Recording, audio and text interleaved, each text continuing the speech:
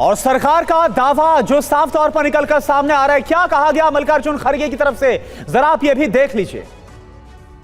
This is a mandate in defense of the Constitution of India and against price rise, unemployment and crony capitalism, and also to save democracy. The India bloc will continue to fight against the fascist rule of the BJP led by Modi. We will take appropriate steps at the appropriate time to realize the people's desire not to be ruled by the BJP's government.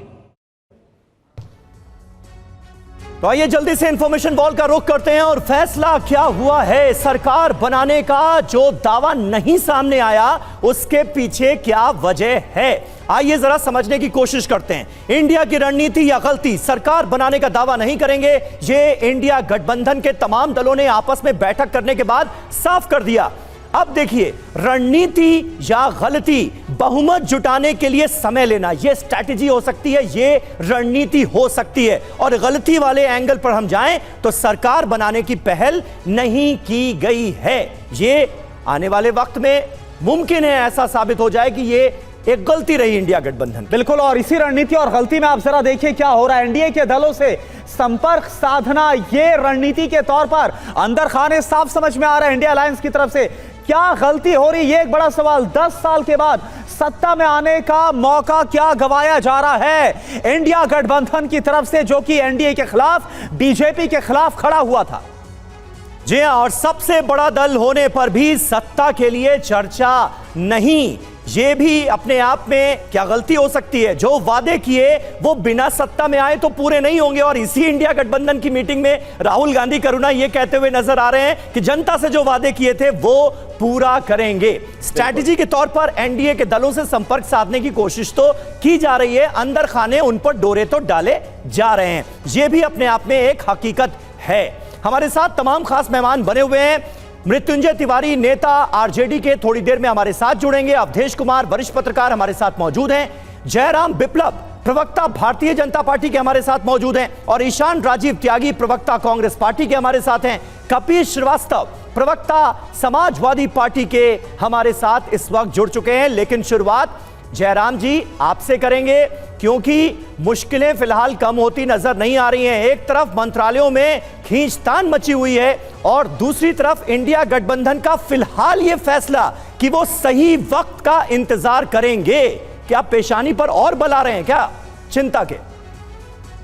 देखिए समीर भाई, सबसे पहले तो मैं एक चीज correct करने की गुजारिश करना चाहता हूँ। स्क्रीन पर मैं देख रहा हूँ लगातार तमाम चैनल्स दिखा रहे हैं कि इंडिया अलायंस को 234 सीटें, उसमें ममता बनर्जी जी के 29 सीटों को हटा दीजिए, वो तो बैठक में भी नहीं आई थी और गठबंधन में बाहर रहने का फैसला उन्होंने बहुत पहले कर लिया था। नहीं, इंडिया गठबंधन का वो हिस्सा है, ये वो क्लियर कर चुकी हैं। जहां देश का सवाल है, इंडिया गठबंधन इंटैक्ट है, लेकिन पश्चिम बंगाल में एक दूसरे के खिलाफ दोनों ने चुनाव लड़ा, ये क्लियर किया था। और जयराम जी, अभिषेक बनर्जी तो आए ना, अभिषेक बनर्जी तो आए, सुनिए ना।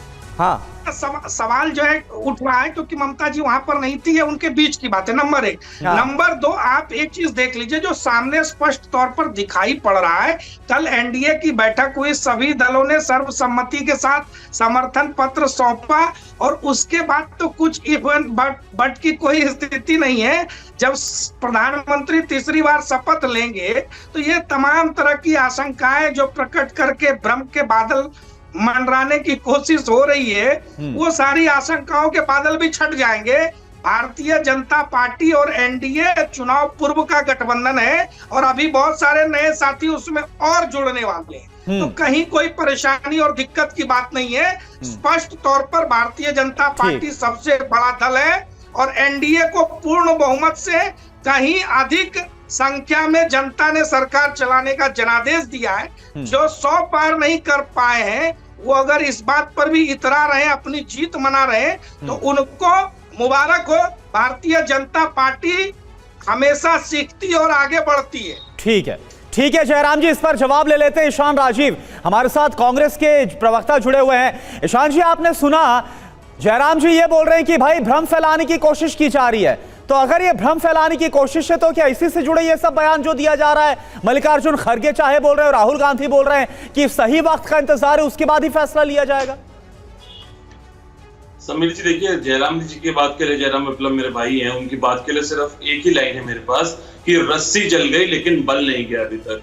जिस तरह से जनादेश आया है 4 तारीख को, देश की जनता ने ये बता दिया है कि नफरत की राजनीति, धार्मिक आधार पर विभाजन करने की राजनीति और एक तरह से भय की राजनीति इस देश में नहीं चलेगी।